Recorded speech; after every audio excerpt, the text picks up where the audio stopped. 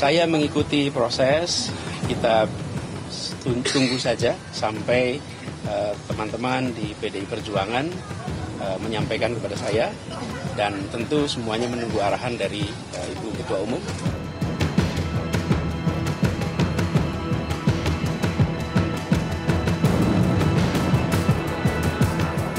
Ya, kita berharap semoga bisa fastabiqul khairat, begitu saja.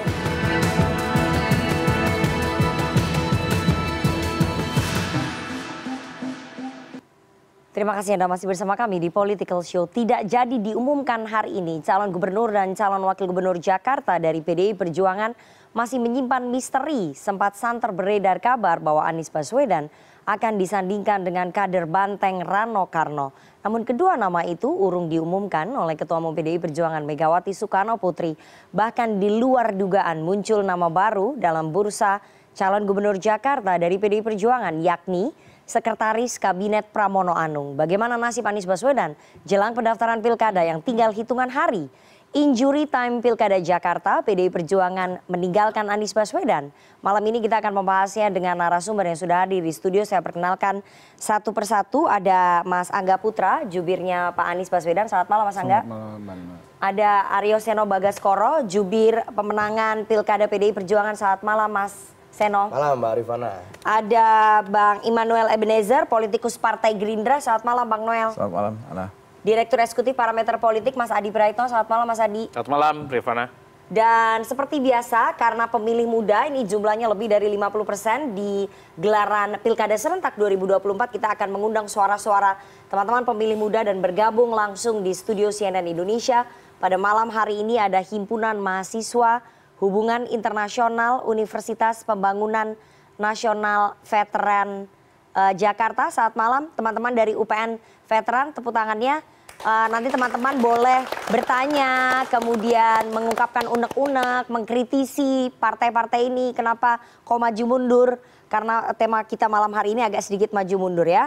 Saya mau langsung ke Mas Seno. Mas Seno, kami sudah mendapatkan informasi sejak pagi bahwa sebetulnya partai Anda, PDI Perjuangan itu berencana untuk mengusung Mas Anies Baswedan bersama dengan Bang Rano Karno. Kenapa itu berubah? Ya gini, jadi memang di PDI Perjuangan daftar atau jadwal untuk mendaftarkan pasangan calon terkait dengan Jakarta ini memang kami simpan di terakhir. Kita tahu betul bahwa Jakarta adalah center of gravity politik nasional.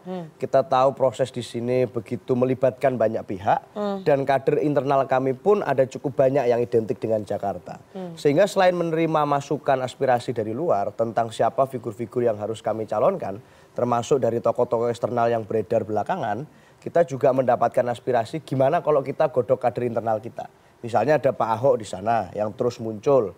Lalu nama-nama menteri kabinet, misalnya Pak Aswar Anas, kemudian Bu Risma, bahkan muncul Pak Andika Perkasa dulu. Lalu Pak Pramono Anung termasuk. Jadi buat saya, buat kami semua sebenarnya munculnya nama Pak Pram di hari ini bukan sesuatu yang completely new. Ini sesuatu yang memang dari awal sudah kami godok. Dan hari ini pun kami memang masih menanti itu. Jadi memang Jakarta, lalu termasuk Jawa Barat, Jawa Timur memang belum. Tetapi kalau memang ada yang sudah harap-harap cemas bahwa jangan-jangan Jakarta hari ini, ya itulah namanya political show. Jadi kita memang tunggu waktu yang terbaik, momentum yang terbaik, nanti sebelum kita umumkan nama dari kami. Kita punya rule of the game, punya aturan main, dan kami harapkan semua pihak, saya yakin akan menghormati itu. Oke, tapi meskipun pengumuman terhadap Cagup dan Cagup Jakarta itu disimpan belakangan, komunikasi dengan Anies Baswedan berjalan, bahkan tadi malam sebetulnya sudah ada kesepakatan antara PDI Perjuangan dengan Mas Anies. Itu yang datang ke sana adalah Pak Said Abdullah, kemudian Pak Ahmad Basarah, bertemu dengan Mas Anies, sudah salaman, artinya PDI Perjuangan sudah menyatakan dukungannya. Artinya gini, kesepakatan itu kan bisa dibicarakan dalam bentuk tahapan-tahapan. Kemarin secara formal yang tampak di publik pertama kan pertemuan di DPD PDI Perjuangan Jakarta. Lalu malam ditindaklanjuti pertemuan, tadi pun ketemuan di DPP. Ditemui oleh ketua DPP juga namanya Pak Rano Karno. Artinya kita sudah sebagai partai politik membuka ruang untuk komunikasi, kita membuka ruang untuk menyamakan pemikiran, meskipun kita tidak boleh buta sejarah juga bahwa dalam sejarah demokrasi Indonesia kita pernah berkontestasi dengan Pak Anies, memang. Dan itu ada masa pendukung yang waktu itu sangat fanatik di blok masing-masing. Tetapi kita juga tidak mau menutup kemungkinan bahwa antara waktu Pilgub Jakarta waktu itu dengan hari ini kita tidak berjalan di ruang hampa politik, Mbak Nana. Artinya ada proses panjang sejarah politik Indonesia termasuk yang sangat signifikan Pilpres. Yang di situ banyak urgensi dan signifikansi isu yang kami menemukan ada irisan-irisan concern antara Pak Anies dengan kami. Nah, itu yang kami cocokkan. Cuman kan memang pilkada itu nggak hanya 1-2 variabel. Ada banyak sekali variabel di luar itu yang dibilang Bu Mega bisa nurut nggak? Nurut dengan, kalau kami simpel saja Oke, nurut. itu ntar saya mau tanya tuh yang itu. Jadi itu prosesnya seperti itu. Oke, tapi kami dengar tadi kan Anda mengatakan ya bahwa ada perbedaan fanatisme di pendukung PDI Perjuangan dengan Mas Anies. Yang kami dengar itu menjadi salah satu faktor pertimbangan Ibu Mega bahwa tekanan dari dalam ada perbedaan pandangan yang cukup tajam di internal PDI Perjuangan yang tidak menginginkan Mas Anies. Ya kalkulasi politiknya simpel. Apakah 1 tambah 1 selalu sama dengan 2? Artinya apakah A dan B sama dengan A, B pasti? Belum tentu. Nah itu yang kami simulasikan, kami nggak mau kami berangkat ke satu kesimpulan yang tergesa-gesa. Lebih baik agak menunggu, toh tunggunya cuma 1-2 hari, karena maksimal kan tinggal 3 hari lagi. Daripada kita mengambil keputusan yang terburu-buru, lalu ternyata menyesal di belakang. Jadi ini yang kami pastikan dulu. Berarti memang ada perbedaan pendapat di internal PDI Perjuangan ya terkait pencalonan Mas Anies ya? Saya ada penolakan. rasa itu satu hal yang positif saja. Artinya dalam demokrasi di semua partai, ada banyak masukan yang masuk, ada masukan bukan dari dalam, dari luar pun ada yang memberi masukan ke kami. Itu satu hal yang bagus dan itu semua jadi mungkin karena MK membuka opsi beberapa hari yang lalu. Jadi buat saya ini satu hal yang natural.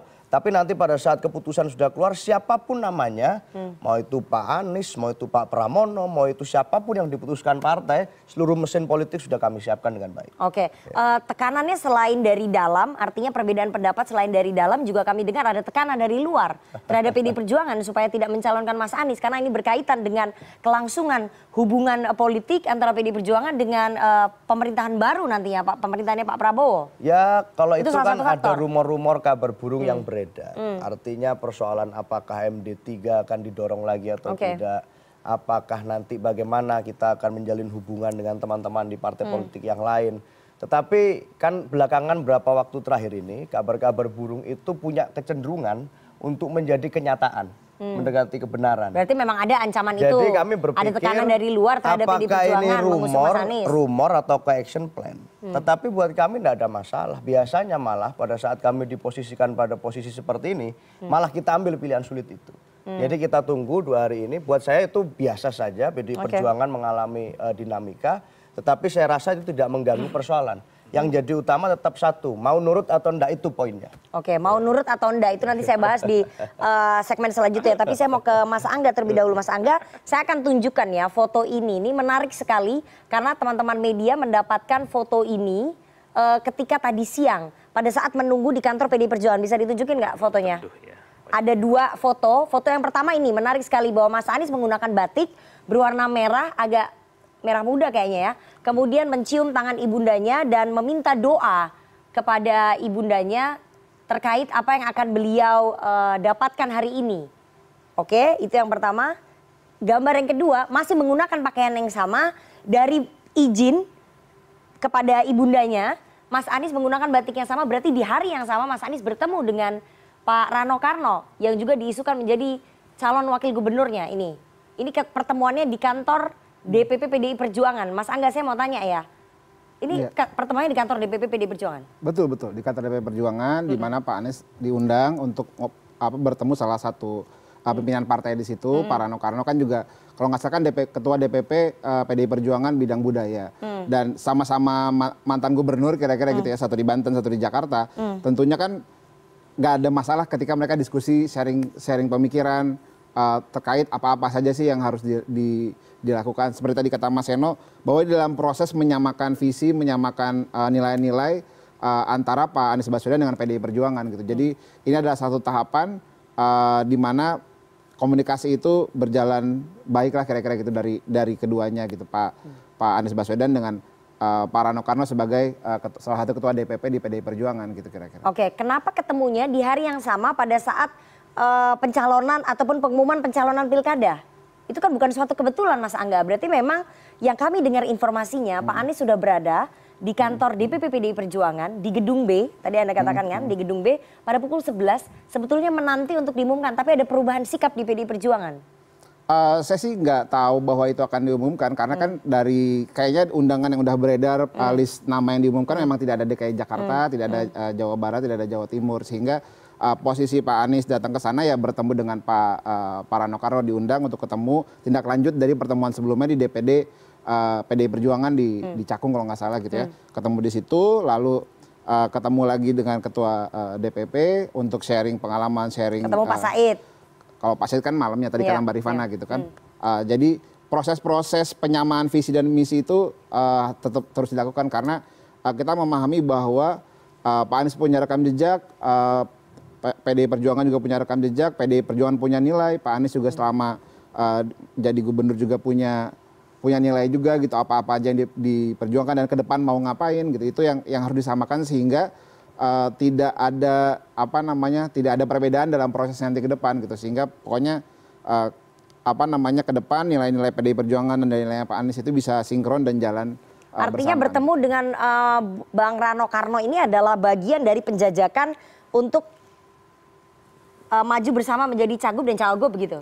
Karena kan Pak Rano yang diusulkan oleh PDI Perjuangan. Saya nggak Ini tahu saling mengenal cagup cawagup begitu kan? karena kan ada di PDI Perjuangan pasti punya banyak kader. Kenapa ketemunya nggak terbaik ketemu gitu. yang lain gitu? Kenapa ketemunya harus sama Pak Rano Karno yang juga namanya diisukan menjadi calon wakil gubernur? Ini kan bukan suatu kebetulan Mas Angga. Karena ya memang diundangnya untuk ketemu Pak Rano Karno kemarin. Jadi memang hari ini sengaja gitu. diundang untuk ketemu Pak Rano Karno. Jadi yang ketemu, notabene diajukan ngobrol. sebagai cawagupnya Mas Anies. Nah, saya nggak tahu prosesnya apakah memang itu yang disodorkan, karena yang kami ketahui bahwa PDIP itu punya banyak kader yang juga sangat mumpuni gitu ya untuk bisa maju di DKI Jakarta gitu, dan itu yang mungkin karena kayaknya kan rumornya udah beredar berminggu-minggu sebelumnya gitu ya, ada poster deklarasi di JIS kalau nggak salah waktu itu, jadi mungkin akhirnya dikaitkan karena ada rumor yang udah beredar, begitu ketemu langsung dikaitkan, oh ini mau pasangan apa segala macam gitu ya.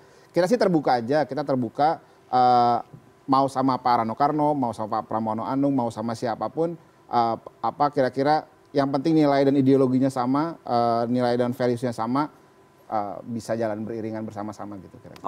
Oke.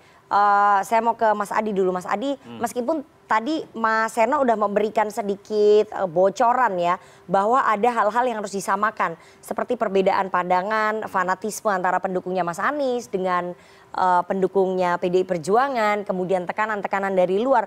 Anda melihat bahwa faktor-faktor itulah yang mempengaruhi konstelasi perubahan sikapnya Ibu Mega dalam pengusungan di Pilkada Jakarta, terutama pendukung Mas Anies.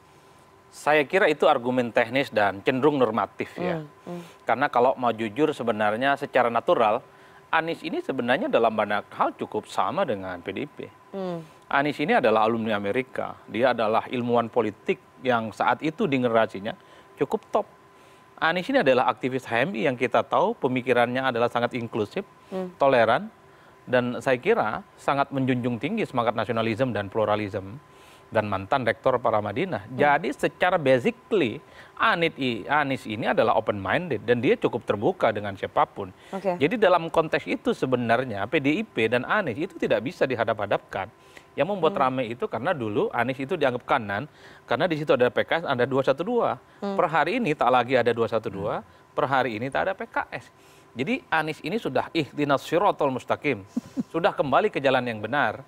Sudah berhasil ditarik ke tengah gitu. Betul, sehingga warna-warna yang disebut dengan puritan itu sudah tak ada lagi. Itulah yang saya sebutkan, kalau itu argumennya menyamakan persepsi, kesamaan visi misi dan ide, saya kira Anies dan PDIP nggak ada persoalan, selesai mestinya perdebatan ini. Justru saya melihat ada hal yang jauh lebih politis dibandingkan ini. Saya membaca ya bahwa kalau mengusung Anies Baswedan, ini sebenarnya adalah pertaruhan yang penuh resiko bagi PDIP. Satu, secara ideologi partai, yang kedua dari segi kaderisasi ini tidak bagus. Karena memang PDIP di berbagai tempat yang penting memuliakan kadernya. Kalah menang di pilkada itu urusan bonus. Tapi kan Banten mengusungnya Bu Airin, bukan kader. Ya betul, tapi kan memang di Jakarta itu kan surplus nama-nama orang besar. Ada Ahok, ada Pramono, ada Andika, dan seterusnya. Kalau di Banten memang harus diakui tak ada orang. Begitupun di Sumut tak ada orang. Wajar kalau kemudian ada kader eksternal yang dimunculkan. Beda cerita di Jakarta. Di Jakarta saya kira melek aja. Itu mulai dari sekelas Masinton Pasaribu, pras itu muncul di mana-mana, Pak. Iya. Ada Eriko Sutarduga dan semacamnya.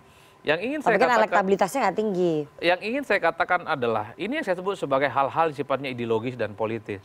Tapi ada yang menurut saya cukup prinsip. Apa? Bagi saya ini mungkin adalah bahasa politik dari PDIP ya. Karena kan ada narasi-narasi yang belakangan muncul bahwa PDIP sebenarnya tidak ingin membuat jarak yang jauh lebih ekstrim dengan Prabowo Subianto. Oke. Artinya apa? Kalau PDIP tak mengusung Anies, ini tentu sebagai pintu masuk sebagaimana membangun jembatan komunikasi kepentingan bagaimana PDIP membangun kerjasama dan harapan di 5 tahun yang akan datang. Karena kalau Anies yang dipasang, ini akan mendidih suasananya. PDIP akan digaris sebagai sosok yang ikut membesarkan duri dalam daging. Ini dianggap membesarkan macan kan, yang saya kira akan menjadi rival di 5 tahun yang akan datang. Anies kalau jadi gubernur, yang terancam bukan hanya Prabowo, yang terancam bukan hanya Gibran, PDIP sekaligus Pak terancam. Oke. Jadi kader-kader PDIP itu bisa wassalam juga itu. Oke. Karena Anies lah yang akan jadi bintang. Jadi hal yang semacam ini yang saya lihat bahwa persoalan Anies ini terlampau mentereng soalnya dan mengancam begitu banyak kepentingan politik. Oleh karena itu, kalau betul yang disampaikan oleh Nana tadi, sebenarnya Anies datang ke PDIP, kemudian tidak diumumkan. Jangan-jangan memang nasibnya seperti Profesor Dr. Mahfud MD. Waktu mau maju Pilpres 2019. Oke. Beberapa jam sebelum diumumkan, semua orang tahu. Udah mau akad nikah, kemudian ganti pasangan. Batal, Oke. bisa jadi ini kejadian, ini kejadian. Oke. Oleh karena itu, kalau betul hari ini Mas Anies itu sudah ke DPP, PDIP dan gagal diumumkan, kok rasa-rasanya hilal Anies diusung oleh PDIP itu agak gelap gulita lah kira-kira begitu. Jadi hilalnya gelap gulita ya. Ya kalau ini dibatalkan, ini 2 hari lagi loh nak. Iya. Kapan lagi ini PDIP ini akan segera mengumumkan soal siapa kandidat mereka. Bahwa Seno tiap hari bilang ini persoalan tenis, nanti ada injury time. Mungkin nanti ada yang disebut dengan extra time. Soal pengumuman Jakarta, Jawa Tengah, udahlah ini teknis-teknis saja sebenarnya. Oke. Kalau Ujungnya gelap gulita. Betul, kalau iman politiknya cocok, secara politik sama-sama menguntungkan. Malam ini aja deklarasi barang Iya, ya enggak? iya. Bisa deklarasi di Tugu Monas sana itu loh. Oke, bahkan di Banten kan PDIP versus Kim Plus ya, PDIP versus everybody itu. Kalau begitu enggak juga, di Banten juga friendly match. Airin ini orang Kim Plus kok, Oke, orangnya oke. Golkar per hari ini. Iya, Kecuali Airin pindah malam ini, pindah Iya. ke Merah, ngelawan apa namanya, jagoan dari Gerindra, baru head to head. Problemnya Nggak adalah begitu head to head kalau di betul, Banten. Andra Soni, Gerindra, Airin Golkar. Jadi siapapun yang menang, ini masih orangnya Prabowo juga ini barang.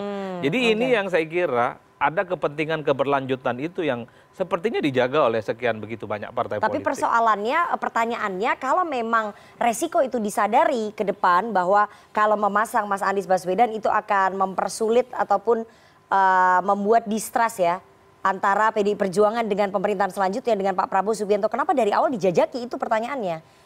Sebenarnya kan nggak perlu dijajaki dari awal. Namanya Nggak perlu diberikan PHP kayak gini nih Mas Andi. Ya bukan PHP sebenarnya, ada juga yang terlampau kegeeran Pak. Artinya oke. apa? Saya selalu mengatakan bahwa kenapa Anies itu wassalam sekalipun MK itu mengeluarkan putusan yang memudahkan. Karena PDIP di berbagai tempat saya tracking, mereka itu mendahulukan kadernya dibanding yang lain Pak. Kalau di partai yang lain ada kecenderungan yang penting menang sekalipun tidak mencalonkan kader, kok rasa-rasanya PDIP dan PKS saya membaca mereka ini selalu memuliakan kadernya di event politik elektoral. Oke. Entah itu pemilihan gubernur, bupati, wali kota, termasuk presiden. Kalah menang itu soal, ya itu urusan Allah Subhanahu wa Ta'ala. Yang penting kader dulu Yang ya. penting kader maju Kaderisasi dulu. berjalan. Nama Ya, Pramono Anung kenapa belakangan ini menguat bagi saya? Oke, nanti kita bahas tuh Mas Pramono Anung. Belum. Nanti belum keburu sampai. lupa saya ini. Oke, enggak, nanti ingat. Ini aku mau tanya dulu nih ke Mas Seno bahwa Gimana? hilalnya Mas Anies diusung oleh PDI Perjuangan ya gelap gulita. Ujungnya itu nggak akan jadi. Gitu. Gimana? Ya gini-gini, buat kita di PDI Perjuangan pemilu itu bukan hanya untuk melayani 1-2 orang, nasib Atau? 1-2 orang. Apakah ini Mas Anies kah atau ini siapa? Bukan begitu. Kita menganggap bahwa ya ini wahana terbaik untuk melakukan kaderisasi. Apalagi MK juga sudah membuka ruang. Artinya semua partai tadi kita baca data kalau nggak salah 8 partai loh di Jakarta itu bisa mengajukan sendiri. Nah sekarang seakan-akan bolanya hanya di kami nih.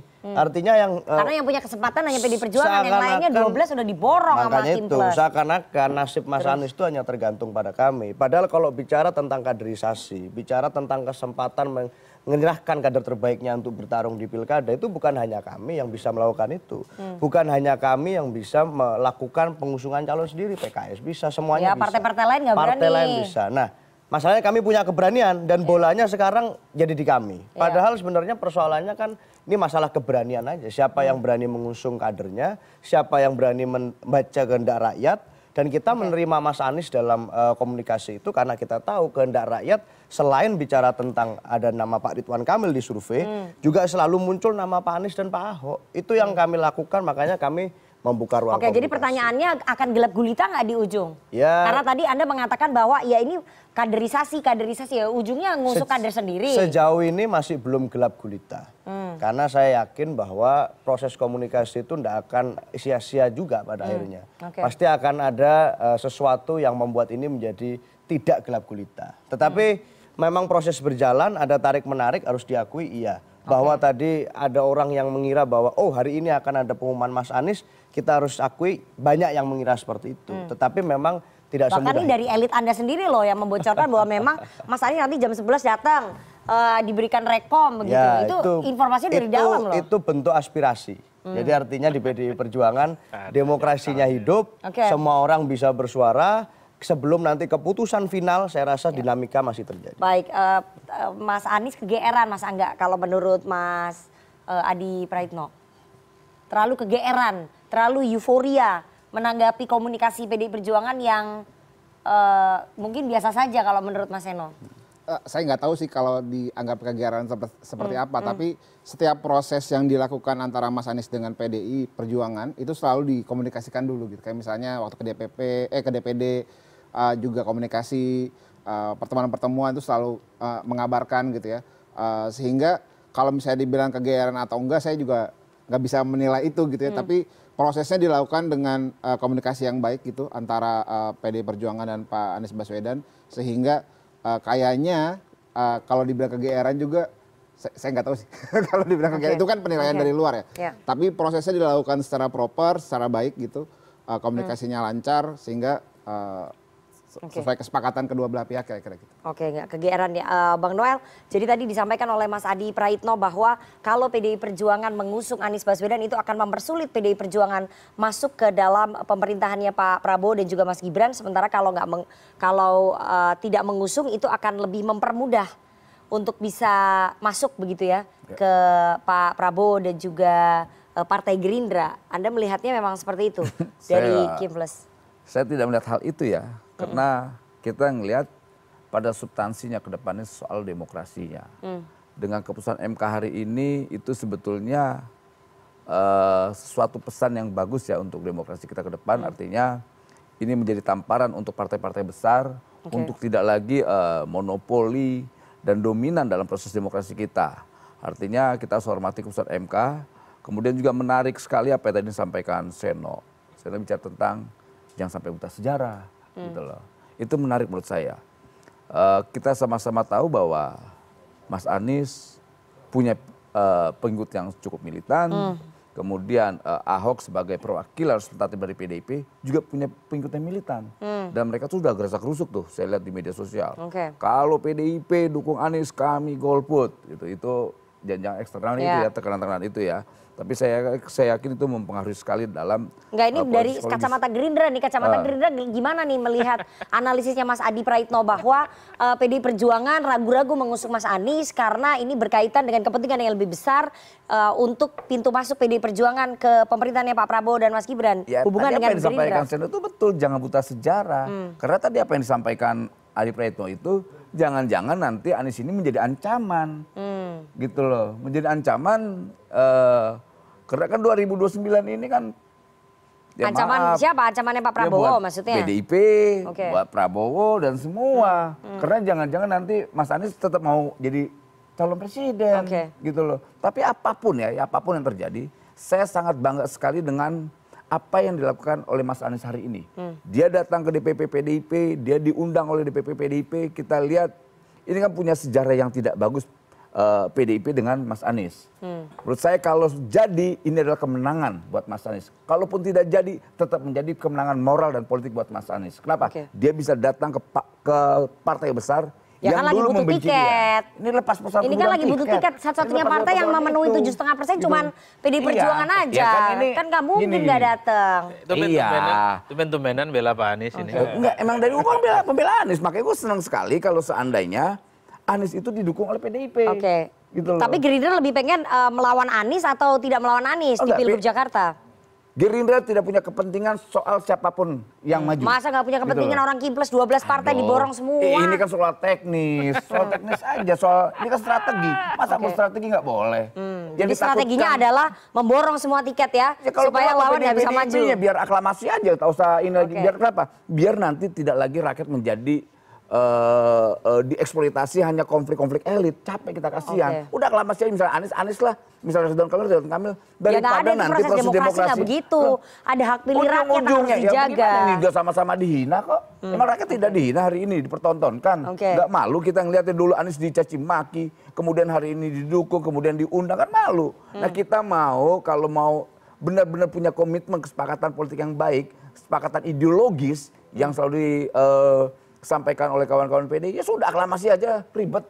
Daripada ribet-ribet ngapain? Jangan sampai nanti gini, elit yang bertarung hanya diwariskan untuk rakyat kecil. Akhirnya berantem lagi, Tapi kan masyarakat memiliki banyak hak pilih nantinya. Ya memang nggak disalahkan. Rakyat memilih mau ngapain terserah. Tapi gini, sudah cukup rakyat ditipu.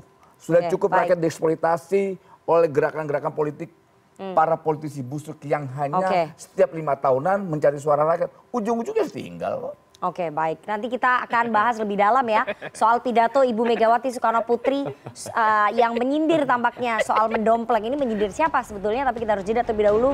Jangan kemana-mana, tetap bersama kami di Political Show.